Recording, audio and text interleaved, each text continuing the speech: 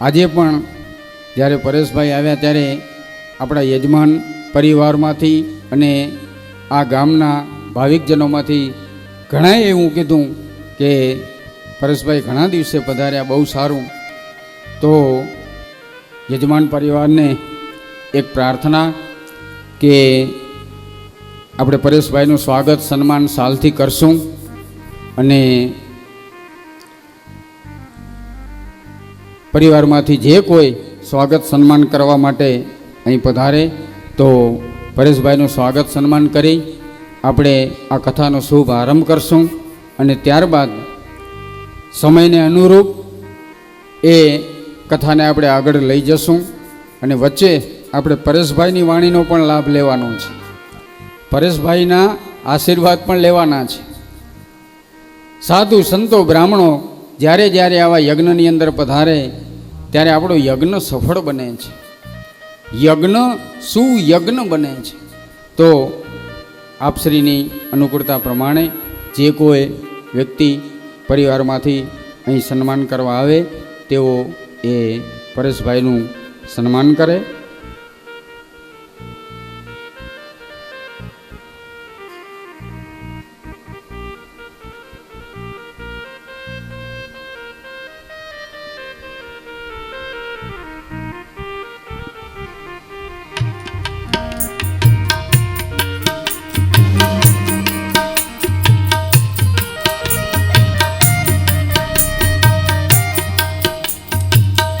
બોલો દ્વારિકાધીશ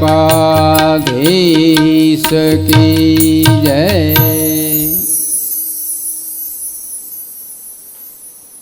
સુખદેવજી મહારાજ પરીક્ષિત રાજાને આ કથા સંભળાવે છે.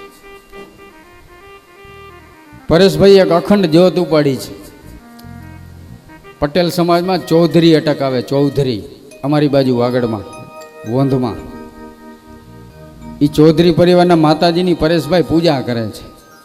એનું કામ હોય એને સમયસર પાછું ત્યાં મંદિરે પહોંચવું પડે એટલે પરેશભાઈને 5 વાગે અહીંયાથી નીકળવાનું છે, ત્યાં સુધી આપણે જવા દેશું નહીં. એટલે સમયસર ત્યાં પૂજા કરવા માટે પહોંચી શકે. સુખદેવજી મહારાજ પરીક્ષિત રાજાને આ કથા સંભળાવે છે.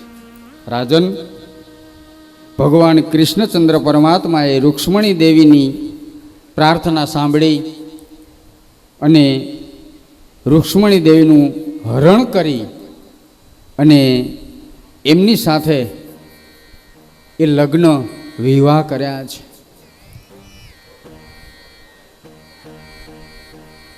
ગ્રસ્તાશ્રમની અંદર એમને ત્યાં પ્રદ્યુમન નામના પુત્ર થયા છે, જે પૂર્વજન્મના કામદેવ છે અને આ જન્મની અંદર એ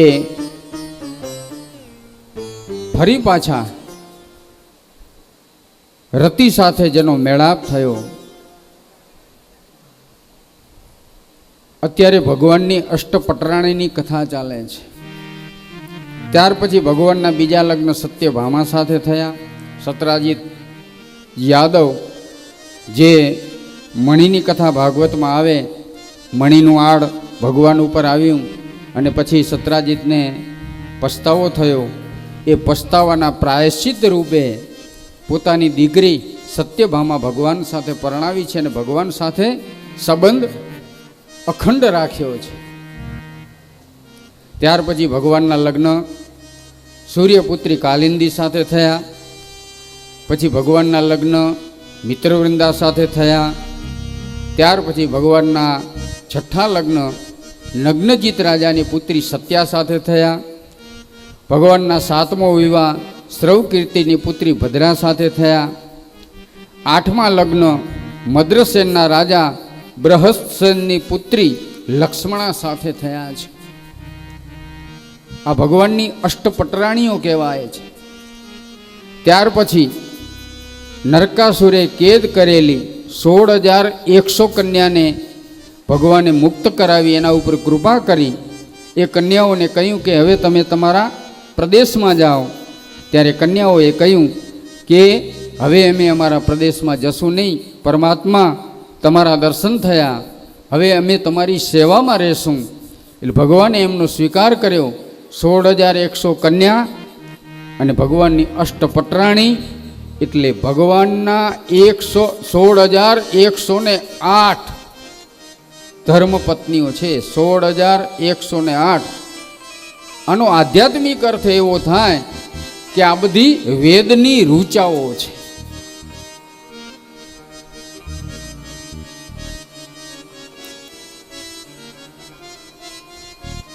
સુખદેવજી મહારાજ પરીક્ષિત રાજાને કહે છે કે ત્યાર પછી પ્રદ્યુમને રૂકમાવતીનું હરણ કર્યું, એની સાથે પરણ્યા. એનો પ્રથમ પુત્ર થયો અનિરુદ્ધ, અને અનિરુદ્ધ અને ઓખાના લગ્ન થયા છે. આ ભાગવતમાં ઓખા હરણની પણ કથા આવે છે. શાસ્ત્રો એમ કહે છે કે ચૈત્ર મહિનાની અંદર આપણે ઓખા હરણ 3 વખત સાંભળવું જોઈએ. 3 વખત આપણે ન સાંભળી શકીએ તો 1 વખત તો જરૂર. અને જો આખો મહિનો આપણે અલુણું વ્રત કરી શકીએ તો વધારે સારું, મીઠા વગરનું ખાઈને. પણ કદાચ આખો મહિનો ન રહી શકીએ તો 1 દિવસ પણ મીઠા વગરનું ખાઈ ચૈત્ર મહિનાની અંદર અને ભગવાનને પ્રસન્ન કરી અને આ ઓખા હરણના જે પુસ્તકો શાસ્ત્રો જ્યાં વંચાતા હોય એ શ્રવણ કરીએ. ભાગવતમાં જે કથાઓ આવે છે, મેં પહેલે દિવસે પણ કહ્યું હતું કે 17 પુરાણનો સાર રહેલો છે આની અંદર. બધા પુરાણની કથા આવે. મેં કહ્યું ને હમણાં કે ઓખા હરણની પણ કથા છે આની અંદર. અને ચૈત્ર મહિનો એ દાનનો મહિનો. ઓખા હરણ સાંભળ્યા પછી આપણે કાંઈક દાન પુણ્ય, ગાયોને ચરો, પક્ષીને ચણ, કૂતરાને રોટલા, આ જીવદયાના બધા કાર્યો, કીડિયારું, આ બધા જીવદયાના કાર્યો છે. પછી બ્રાહ્મણ, સાધુ, સંત, નિયાણીઓ, એને ભોજન, એને દાન દક્ષિણા. પણ દાન સાત્વિક હોવા જોઈએ. નગરાજાની આમાં કથા આવે. એક દિવસ યાદવ બાળકો એ કૂવા પાસે રમતા હતા, એમાં એક કાકીડાને જોયો. કાકીડાને બહાર કાઢવાની કોશિશ કરી પણ કાકીડો બહાર નીકળતો નથી. એટલે યાદવ બાળકો ચિંતામાં પડી ગયા કે આ કાકીડો જો કૂવાના જળમાં પડી જશે તો મરી જશે. ત્યાં તો ભગવાન આવ્યા ફરતા ફરતા. કૃષ્ણ પરમાત્માએ પૂછ્યું શું છે? કે પ્રભુ આ કાકીડો છે એ બહાર નીકળી શકતો નથી, અમે કોશિશ બહુ કરી. ભગવાને પોતાનો હાથ લાંબો કર્યો અને આ તો પરમાત્માનો હસ્ત, તરત જ કાકીડો ઉપર આવી ગયો. અને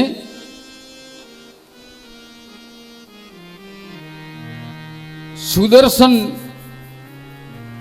ગંધર્વ નામના આ કાકીડાના રૂપને ધારણ કરી અને કાકીડાએ ભગવાનની પ્રાર્થના કરી.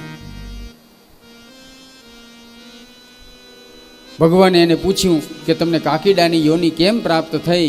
અને ત્યારે કાકીડાએ મૂળ સ્વરૂપમાં આવી અને ભગવાનને કહ્યું કે તમે તો બધું જાણો છો, હું નૃગ નામે રાજા હતો. મેં લાખો ગાયોના દાન કર્યા. કુદરતી એક દિવસ એક બ્રાહ્મણને આપેલી ગાય બીજા દિવસે બીજા બ્રાહ્મણને અપાઈ ગઈ. બંને બ્રાહ્મણ લડતા લડતા ઝઘડતા ઝઘડતા મારી પાસે આવ્યા કે આ ગાય મારી છે, બીજો કહે મારી છે.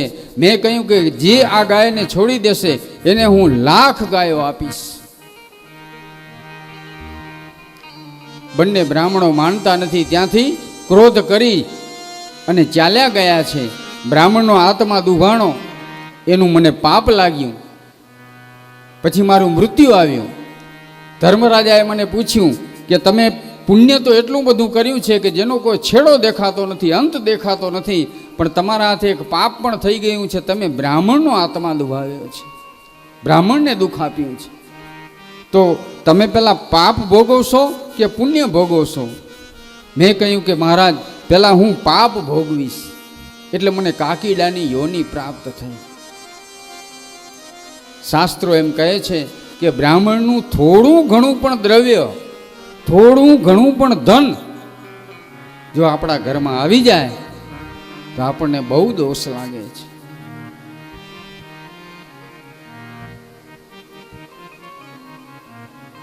કહેવાનો મતલબ, સુખદેવજી મહારાજ પરીક્ષિત રાજાને કહે છે કે કંઈક પુણ્ય કરતા ક્યાંક પાપ ન થઈ જાય એની સાવધાની આપણે રાખવાની છે. એ અનુસંધાને એક પદ છે, 2 લીટી ગાશું આપણે. એકાદશીના દાતણ ડોળી,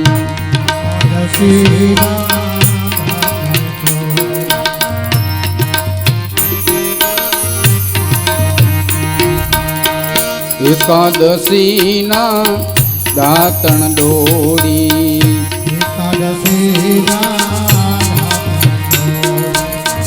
હાલતા દાતણ જે કરશે એ કરણીના સરજે બળદિયા,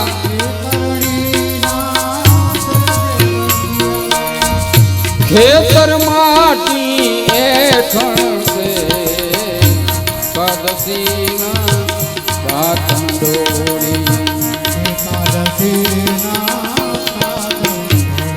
હાલતા ચાલતા દાંતણ કરાય નહીં, બ્રશ કરાય નહીં હાલતા ચાલતા, પણ અત્યારે જાણે ફેશન બની ગઈ.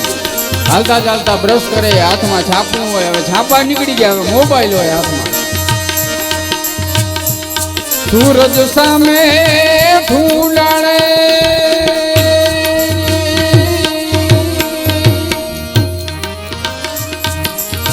આ બાપુજીના બધા પ્રિય પદો છે મહારાજના. સૂરજ સામે હે ફૂલાડે અને જળમાં એ કોગળા જે કરશે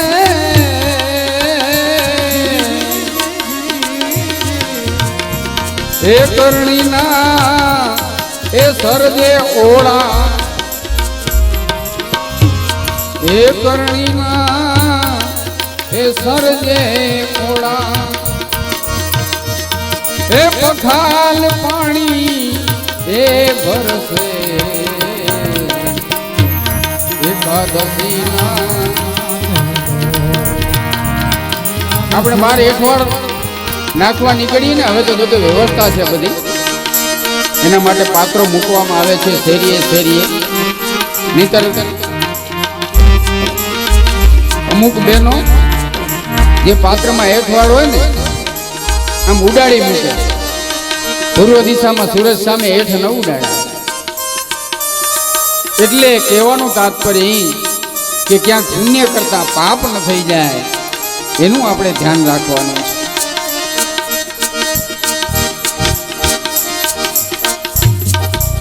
સુખદેવજી મહારાજ પરીક્ષિત રાજાને કહે છે કે રાજન, ભગવાન 16,108 રાણીઓ સાથે રહે છે, ગ્રસ્તાશ્રમ ભોગવે છે. એક દિવસ નારદજીને એમ થયું કે હું ભગવાનના બધા ઘરોમાં ફરું, આ ભગવાન બધા ઘરોમાં હાજર કેવી રીતે રહી શકતા હશે. નારદજી ફરે છે દરેક ઘરની અંદર, ક્યાંક ભગવાન સંધ્યાવંદન કરે છે, ક્યાંક પૂજાપાઠ કરે છે, ક્યાંક પોતાના પરિવાર સાથે બેસી અને વાતો કરે છે, ક્યાંક રાજમંત્રીઓ સાથે વાર્તાલાપ કરે છે.